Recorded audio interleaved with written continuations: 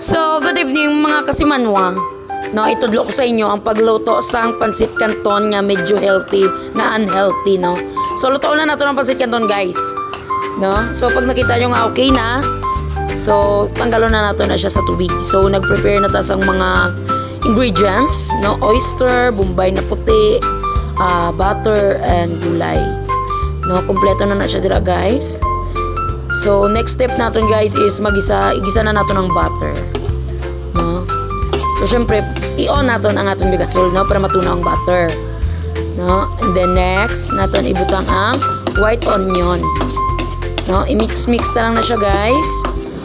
And then, next is paminta nga wala sulod. So, bisa na ako kakuan, guys. Wag siya sulod amon paminta. So, next step is ibutang natin ang gulay. No?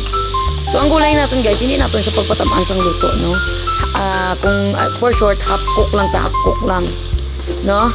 So, mix-mix na lang, guys. Basta makita na natin nga okay na. Mag-add kita sa oyster, no?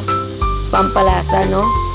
Pati imo nga ba na malimtan mo na sa kanamit sa oyster, no?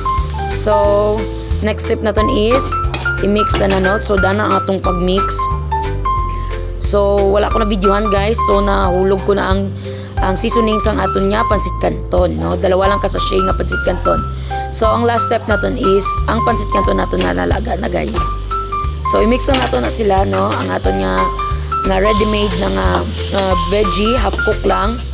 And then, mix lang naton ang aton niya pansit canton, no? Hasta nga mag-mix well na siya.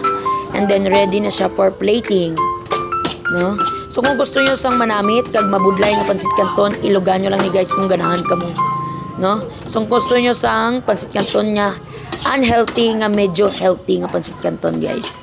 So mix, no? So okay na, no? So ari na, guys, pag wala ka mo obra, guys, pwede nyo siya ilugon, no? Kung wala ka mo lingaw kag gusto nyo madugay ang pagluto sa inyo pansit canton. So nag-add lang ko sa gamay nga sugar, guys, para mabalance ang iya nga lasa, no? Mag-add lang ta permis ang small amount sang brown sugar pang balance lang sang iya nga lasa, no? So, ara na, guys, luto na ang aton nga pinabudlayan nga pansit canton with veggies. So, and that's all for tonight, guys, no? So, kung gusto nyo pa sa mga damo nga recipe, no, follow lang kamo, guys, kag follow, hit the button.